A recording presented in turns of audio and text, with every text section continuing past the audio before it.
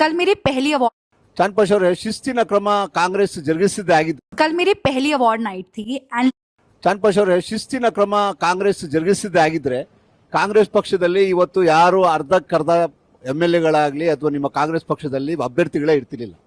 ಯಾಕೆಂದ್ರೆ ನಮ್ಮ ಊರ್ ಕಡೆ ಒಂದು ಗಾದಿ ಇದೆ, ಊಟ ಬಟ್ಟೆ ಕೇಳಬೇಡ ಗಿಣಿ ಸಾಕಂಗೆ ಸಾಕ್ತೀನಿ ಅಂತ. ನಿಮ್ಮ ಕಾಂಗ್ರೆಸ್ ಪಕ್ಷದ ಆ ಥರ ಮುಸಲ್ಮಾನರು ಬರೋ ಓಟ್ ಹಾಕಕ್ಕೆ ಮಾತ್ರ ಇರಿ, ಏನೋ ಅಧಿಕಾರ ಕೇಳಿದ್ರೆ ಮೊನ್ನೆ ಮಾಡಿದ್ವಲ್ಲ ಆ ಕೆಲಸ ಮಾಡ್ತೀವಿ ಅನ್ನೋದು.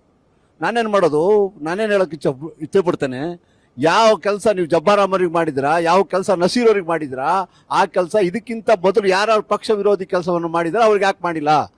ರಾಮನಾಥ್ ರಾಯರಿಗೆ ಸೋಲಿಸಿದ್ಯಾರು? ಜಾಫರ್ ಶರೀಫ್ ಅವರ ಮೊಮ್ಮಗನಿಗೆ ಸೋಲಿಸಿದ್ಯಾರು? ಮೊನ್ನೆ ಮನ್ಸೂರ್ ಅಹಮದ್ ಅವರಿಗೆ ಸೋಲಿಸಿದ್ಯಾರು?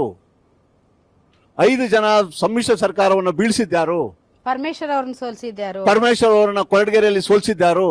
ವಿಧಾನಸೌಧದಲ್ಲಿ ನಿಂತು RSS ಗೀತೆಯನ್ನ ಆಡಿದಂತ ಅಂತವ್ರ ಮೇಲೆ ಆದಂತ ಕ್ರಮ ಏನು? ಹಾಗೆ ಯಾವ ಶಿಸ್ತಿನ ಕ್ರಮದ ಬಗ್ಗೆ ತಾವು ಮಾತಾಡ್ತಾ ಇದ್ದೀರಾ, ಆ ಶಿಸ್ತು ಕ್ರಮ ಜರುಗಿಸಿದ್ದೆ ಆದ್ರೆ ಸುಮಾರು ಜನಗಳ ಮೇಲೆ ಮಾಡ್ಬೇಕಾಯ್ತಲ್ಲ, ಅದು ಅಲ್ಪಸಂಖ್ಯಾತರ ಮೇಲೆ ಯಾಕೆ? ಚಾನ್ಪಾಶ್ ಅವರೇ, ಶಿಸ್ತಿನ ಕ್ರಮ ಕಾಂಗ್ರೆಸ್ ಜರುಗಿ